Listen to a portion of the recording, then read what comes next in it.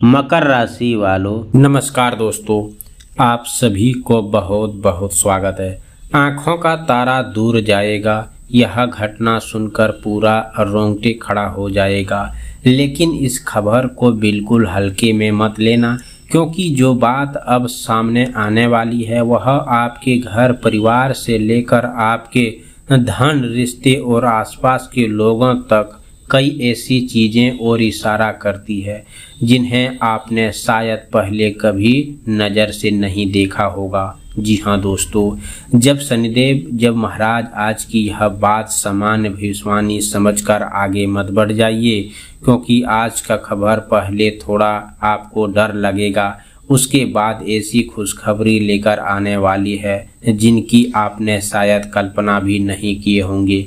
सबसे पहले उन खबर को समझाना जरूरी है दोस्तों, क्योंकि कई बार जीवन में अचानक आने वाली छोटी छोटी घटनाएं हमें सावधान करने का काम करती है। अगर घर में बिना किसी कारण बेचैनी बढ़ रही है, रात के समय बार बार नींद टूट रही है, किसी अपने के व्यवहार में अचानक बदलाव दिखाई दे रहा है, छोटी छोटी सी बात पर विवाद होने लगा है, घर का वातावरण पहले जैसा शांत नहीं लग रहा है, ऐसा महसूस हो रहा है कि कोई बात भीतर ही भीतर आपको परेशान कर रही है, तो इसे नज़रअंदाज करने के बजाय अपने व्यवहार को आसपास के माहौल पर ध्यान देना चाहिए।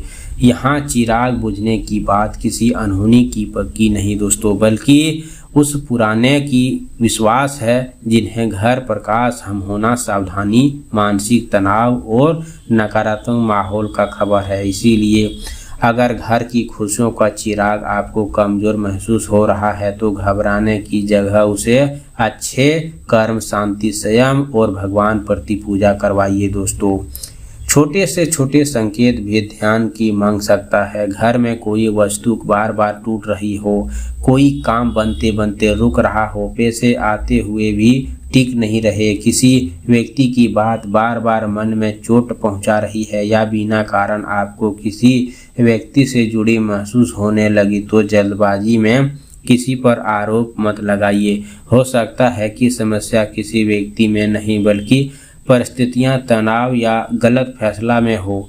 आज का सबसे बड़ा संदेश यही है कि डर कर नहीं बल्कि जागरूक होकर आगे बढ़ना है, क्योंकि कई बार जिस समय इंसान सोचता है कि सब कुछ उसके हाथ से निकल रहा है, उसी समय परिस्थितियां धीरे धीरे बदलाव शुरू करती है।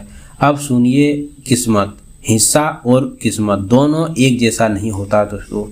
खुशखबरी लेकर आया हूँ, इसे बात का आपको ढिंढोरा नहीं पीटना है। जी हाँ दोस्तों, दोबारा संपर्क हो सकता है, रुका हुआ पैसा वापस मिलने की संभावना बन सकती है, घर में ऐसी खबर आ सकती है जिसे वातावरण अचानक हल्का महसूस होने लगे, जिस व्यक्ति को गलत था, जो उसकी मेहनत परिणाम नहीं मिल रहा था, उनके लिए आने वाला समय नई दिशा का हो सकता है। धन के मामले में भी आपको जल्दबाजी से बचना होगा। कोई बड़ा फैसला केवल लालच या डर में आकर मत लेना, क्योंकि असली लाभ वही हो जो समझदारी और सही समय से साथ मिले। अगर किसी पुराने भुगतान, उधार, काम या अवसर को लेकर आप लंबे समय से प्रतीक्षा कर रहे हैं, उनमें जुड़ी बातचीत दोबारा शुरू हो सकती है। परिवार में भी किसी सदस्य की तरफ से ऐसी बात सुनने को मिल सकती है जो आपने मन को राहत दे। रिश्ते में दूरी बनाई हुई थी तो उनमें धीरे धीरे कमी आने का संकेत है, लेकिन इसे किसी अहंकार छोड़कर संवाद करना जरूरी होगा। ध्यान रखिए कि आज की बात सबसे गहरा संदेश किसी चमत्कार इंतजार करना नहीं, बल्कि अपने जीवन में उन दरवाजे को पहचानना है जिन्हें आपने निराश के कारण बंद कर दिया था। कई बार अवसर सामने होता है, लेकिन मन का डर कारण उसे पहचान नहीं पाता। इसीलिए अगर पिछले कुछ दिनों से आपको लग रहा है कि कुछ बदलने वाला है, तो उस भावनाओं को सकारात्मक दिशा में इस्तेमाल कीजिए। घर के बड़े बुजुर्ग का सम्मान कीजिए, अनावश्यक विवाद से बचिए, किसी बेसहारा की मदद कीजिए और अपने आधार पर समस्या करने का मन शांत रखिए। विशेष रूप से शनिदेव के दिन शनिदेव का स्मरण करते हुए सरसों तेल का एक दीप श्रद्धा से जलाएं।